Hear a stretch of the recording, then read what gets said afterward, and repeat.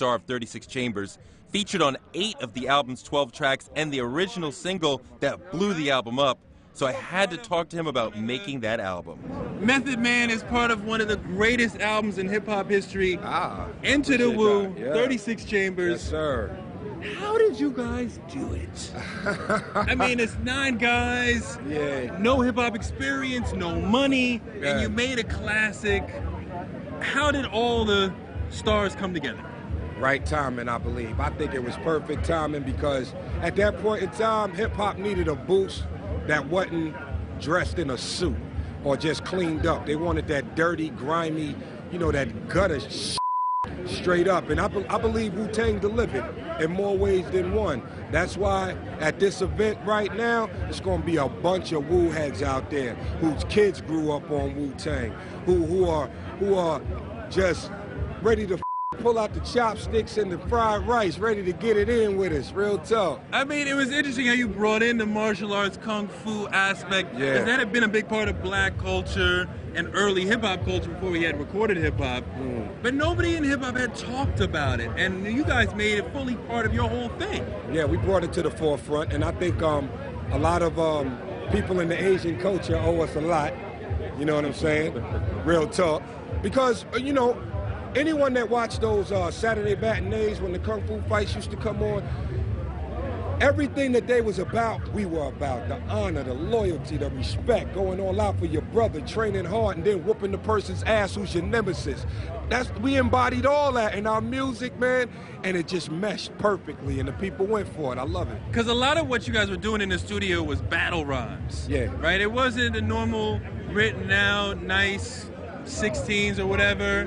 You guys were fighting to be on the songs, right? Yeah, we were definitely fighting to be on the songs, and it was more or less like, it wasn't actually battling, but you was fighting to get on the song, exactly like you said. So if your verse wasn't up to par with everybody else's, I guess you wasn't on that joint. You might get cut. You might get cut.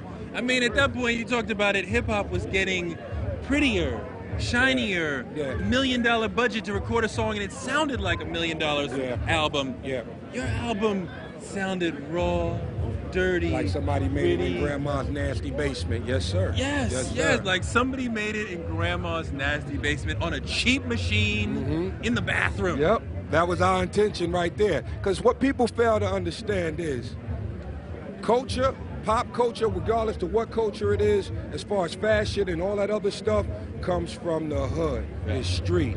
If we say it's okay, the rest of you square-ass follow. Please believe that, man. And we want our credit where the credit is due, because y'all want to experience the ghetto, but you don't want to live there. The first single was not Method Man, but that was the first single that exploded and made everybody pay attention. Oh my God, this Wu thing is special. Yeah. Why did that single explode? I think it was the energy, the cadence, and nobody ever heard nothing like that before. That sound. Real talk. Nobody's ever heard anything like that before. And I mean, it was perfect to come after a song like Protect Your Neck, because it was so unexpected. You got a group of 9 members, you're thinking the next song is going to be with all 9 members on it. I mean, I remember hearing Protect Your Neck the first time, and I'm like, wow, 9 guys. And I couldn't always understand what everybody was saying. Absolutely. You came out, I could perfectly understand you. Yes, sir. You're funny, but you're still hard. You're not a clown, but you're making us laugh. You're bringing just joyous energy with your whole presence. Yes. And the hook, everybody can remember the hook the first time you heard the hook. Yeah, for sure. You know what it is, though? I heard an old man say this one time. He said, if you love what you do, you never work a day in your life. And I ain't worked in like 18, 19 years because I love what I do, man. It's a good thing. We were walking backstage at Rock the Bells when we ran into Busta on his way to the stage with his game face on. I said hi, he said this. Yeah, you about to rock the stage? Get on right now with Tribe. I gotta go. I'll see y'all again. I'm about to this bitch up. Unfortunately, I got a curse when I'm in the zone. Adrenaline is on full tilt. I got the nerves twitching and jittering a little bit. I don't really like this period. This is like a waiting period. When your is going at full throttle, it's like when you're sitting around, it overworks you so much you get tired before you actually go on. Once you get on and you get that energy from the people or the fuels itself, then you back to normal. Then when you get that little 35-minute calm down after you get off the stage, It takes a second to balance itself out so you can turn back into a normal human being again. But right now, I'm in a space that is undescribable. Just imagine 1,000 megaton bombs not going off at once, because then it's over too quick, but going off in a sequence, milliseconds after each other. That kind of blast is so constant, it feels like infinity punishment. I'm gonna deliver that to the trillionth power right now, bitches. Salute, Torre, salute. That's why Busta Rhymes is one of the greatest performers in hip-hop history. That level of energy before he hits the stage, that's what's up. That's how you do a hot show. Riz is almost single-handedly responsible for the Wu sound and was instrumental in founding the group. Speaking to him is like having an audience with the Godfather. RZA, 36 Chambers, one of the greatest albums, maybe the greatest album in hip-hop history. Wow. How did it all come together?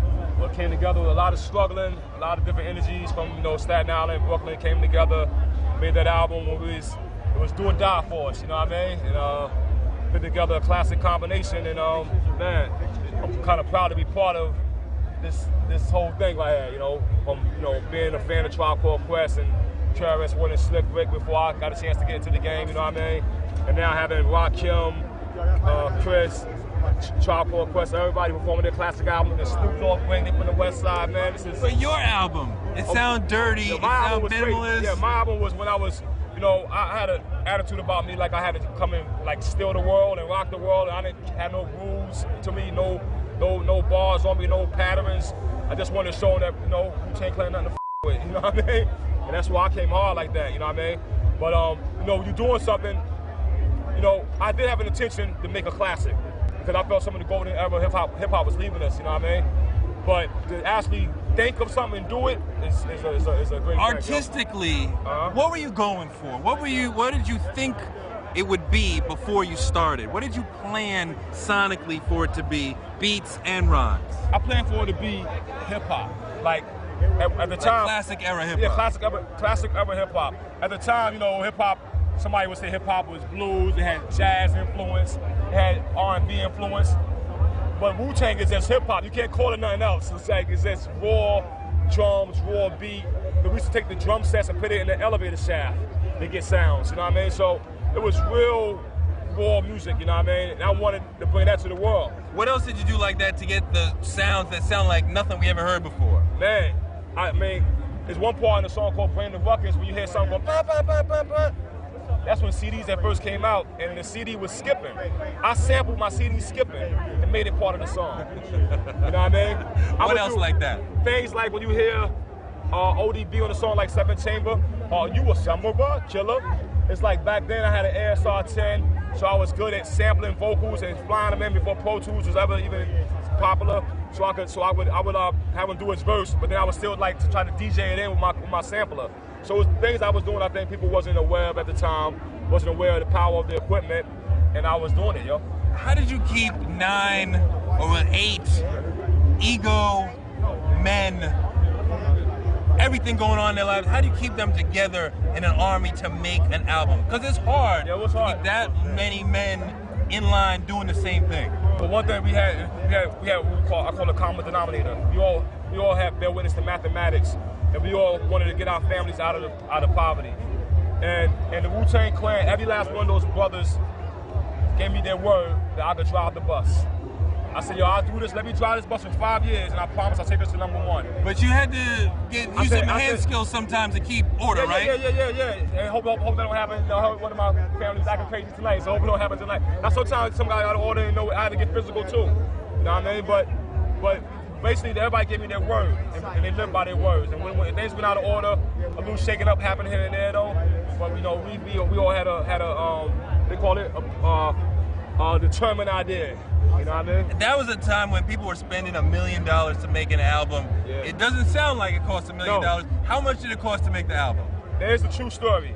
We signed the first Wu-Tang album. The deal was for $55,000, and we only received $36,000 of that. So 36 Chambers was made with $36,000. So you spent every dime on a record. You didn't pocket any of it. No. Put it all into making a record. They didn't give us the back end. They kept the rest of the $55,000. Then they gave us $36,000. And with $36,000, I made that album, yo.